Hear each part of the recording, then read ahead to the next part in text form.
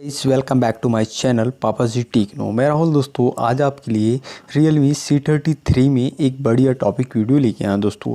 तो सिंपली दोस्तों आज का टॉपिक होने वाला है dialer pad sound problem solve. Simply दोस्तों आपका जो डायलर पैड होता है, सिंपली बताना चाहेंगे, जो आपका कॉलिंग वाला डायलर पैड होता है, तो सिंपली दोस्तों आप इसका जो साउंड आप देख पा रहे हैं, तो इस साउंड को आप कैसे हटा पाएंगे। सिंपली दोस्तों यहाँ हमें बहुत प्रॉब्लम करता है, इरिटेट करता है, तो सिंपली इस साउंड को आप कैसे हटाएंगे।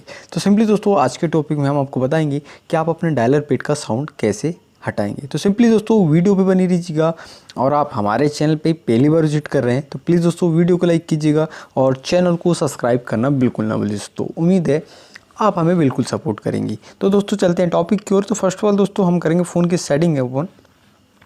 सेटिंग ओपन करने के बाद सिंपली हमें यहाँ जाना है साउंड एंड वाइब्रेशन वाले ऑप्शन पे, सिंपली टैप कर देंगे।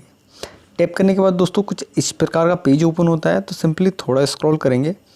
स्क्रॉल करने के बाद दोस्तों सिंपली आप यहाँ देख पा रहे हैं आपको डायलर पैड ट्यून करके आपको एक ऑप्शन शो हो रहा है। तो सिंपली दोस्तों इससे आपको यहाँ हमारे फ़ोन में इनेबल है, तो सिंपली इसे हमें ऑफ़ कर देना है दोस्तों। ऑफ़ करने के बाद दोस्तों सिंपली हम अपने डायलर पैड पे जाएंगे, अपना डायलर पैड चेक करेंगे कि हमारा साउंड जो था वह बंद हुआ कि नहीं।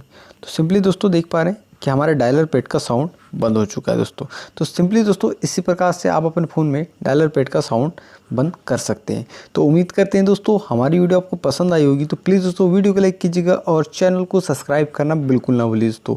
मिलते हैं नेक्स्ट वीडियो में। जय माता दी।